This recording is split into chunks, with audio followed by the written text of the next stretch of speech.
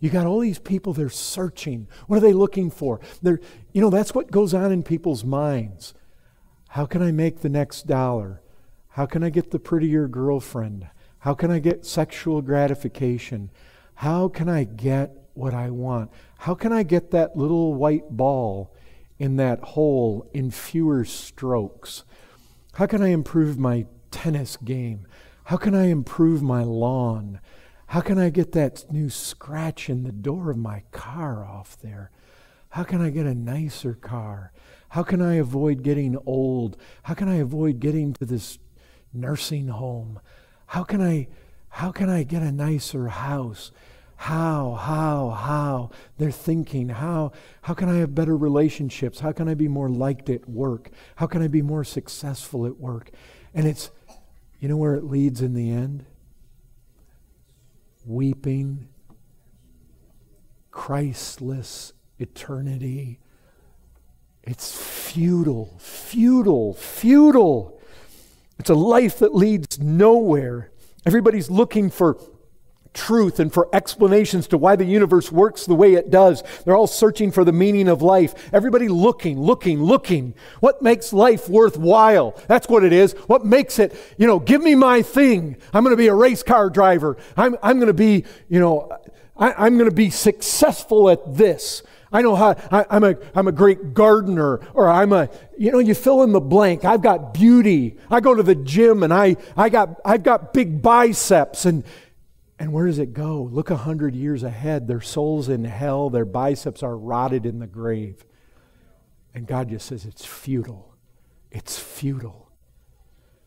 People trying to, let's put another Hubble, better than the Hubble telescope out there. And why? We're going to look out in the deepest realms and with all our scientists and all our knowledge, and we're going to try to see back to the Big Bang, and we're going to make sense of it all. And then they're in hell. And they die Christless. And it's all hell, and it's all empty.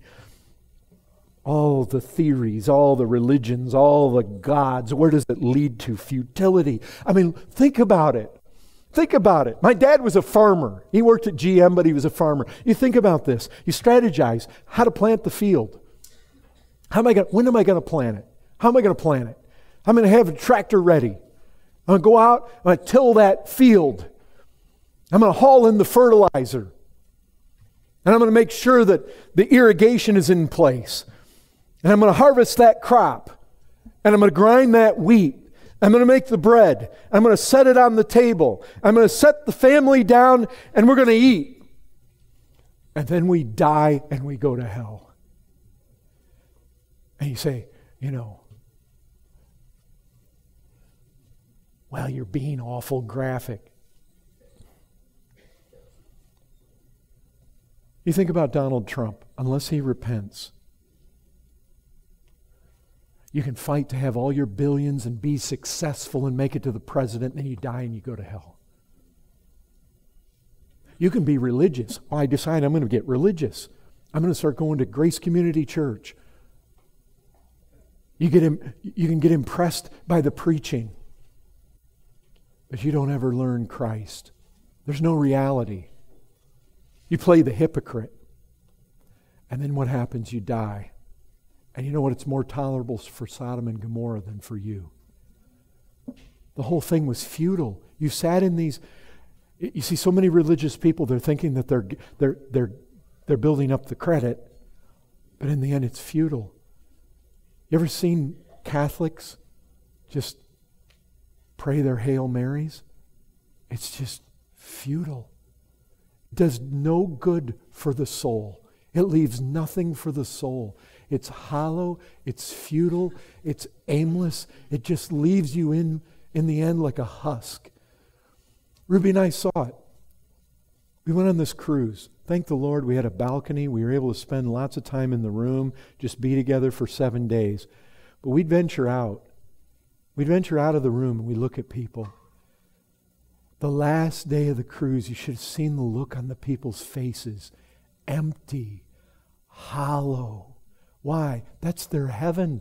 And in the end, all the anticipation, all the places they were going to visit, all the stuff, It just left them empty. That's what this world does. It just takes from you, takes from you, takes from you. We saw a documentary on Mike Webster. You know who he was? 18 years, professional football player. Was a center for the Pittsburgh Steelers. You remember him? He's a guy. Like he got that, whatever the football players they're finding in their brains now. The world just takes from you. It took from him. Oh, the people in Pittsburgh loved him. And then what happened? He lost his brain. He lost his mind. All that impact with the brain. Impact. It tears the cells apart. Releases this protein. It basically clogs up their brains. They can't think straight anymore. And then he had Super Bowl rings. And he died and went to hell. You think about what all of it's worthwhile. You got the people sitting in, they're going to go to their classes tomorrow and they're going to study. Why? So they can get a good job. Then what? Another job. Typically people change jobs every 3 years. Then what? Save up for retirement. Then what? Then one day you're going home in a wet road and you get in a head-on collision and you die and you go to hell. Brethren, that is what's happening all around us. Every single Christless life is futility. It ends in hell. It ends empty. Those lives out there, you know why they look empty at the end of life when they had 18 successful years in the NFL? You know why they look empty after 7 days on a cruise and seeing some beautiful... We went diving. I was trying to talk underwater, just praising the Lord. It was so beautiful. And you know what? The day after we got back, I was out at Brackenridge, walking along the side of the river, praying and thinking on the Lord. And I'm thinking, I got to come home to this. This is glorious. Those people come. I saw one woman at the end of that cruise. The look on her face was like total devastation. Why? Because that's the way this world is. It just leaves you an empty husk. That's all. It promises you everything. And the devil's behind that. And it just leaves you empty, futile, aimless, nothing for the soul. Just futility.